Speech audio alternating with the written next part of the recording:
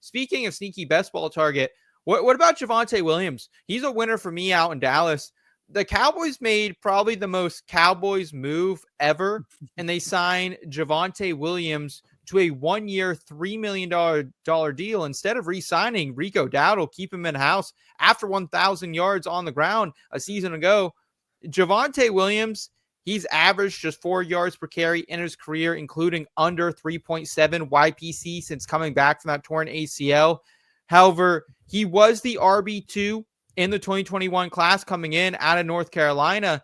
And I feel like, he's not absolute rubbish by any means. Like, I don't know how much he does have left in the tank, but at the same time, like, it feels like whoever the Cowboys put in this starting role, usually does pretty well. And like, I don't know if he will be the starter. I could see the Cowboys potentially going out, adding someone in the most loaded running back class in the past 2 decades. But I mean, Steve, we didn't think this time last year Rico Dowdle would be the starter for the Cowboys, and he ends up holding on. So I'll take my shot on Williams at his current RB58 price tag and see if he continues to move up boards a little bit.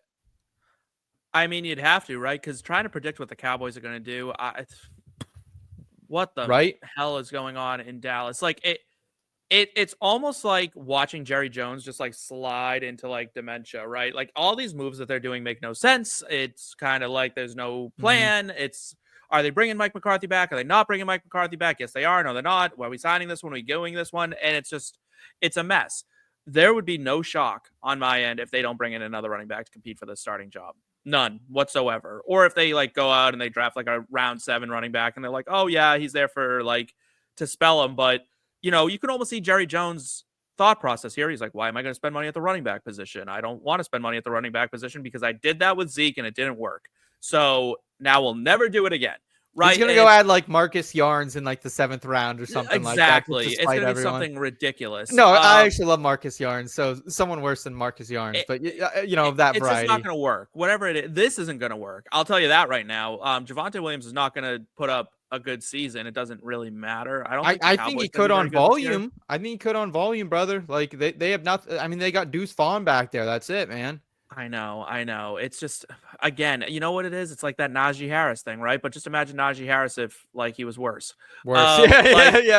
You know what I mean? Like, it's just not good. Yeah. And I loved Javonte Williams coming out of UNC. I watched him for years torment my Florida State Seminoles. Yeah. It's a no for me, dog. Like, it's I'm not in on Javonte Williams this year.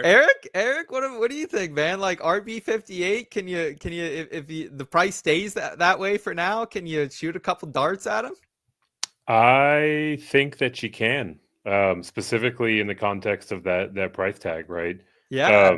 As Steve so thoroughly detailed, the only thing that we can expect out of this Dallas Cowboys organization and front office is chaos, right? There is strong sentiment and loose consensus that they'll be looking at one of the premier running backs in this year's loaded class, a top, 2, 3, 4 kind of guy. But also this time last year, there was pretty solid consensus that they were going to look at a Derrick Henry or a Saquon Barkley or one of the big names in the free agent class at running back, and they decided not to, right? Yep.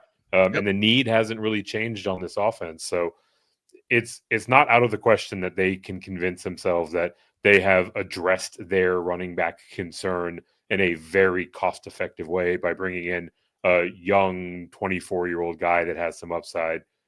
It's not the decision that I would make, right? It's a choice. But because that's on the range of outcomes, a guy sitting around RB60 is at least worth a dart or two. And we have to keep in mind, like, we talk about how explosive he was at North Carolina. We talk about, the optimism there was for Javonte Williams heading into his early part of his career. Mm-hmm. This dude didn't just tear his ACL. He exploded his entire knee, right, to the point where it's reasonable to expect it to be a longer than typical, ramp up time, right? We talked about Chris Godwin earlier in tonight's show, right? Like, that's one of the more comparable knee injuries out there. And he didn't look like his full self until 2.5 seasons later. So, well, hang on. All right. Like, there's just enough out there to where it's worth RB58. You just compare Apple to like a fucking. They're not the same caliber players. No, right? That's one of the closest comps to that specific old injury. moldy Is what banana. I'm getting at.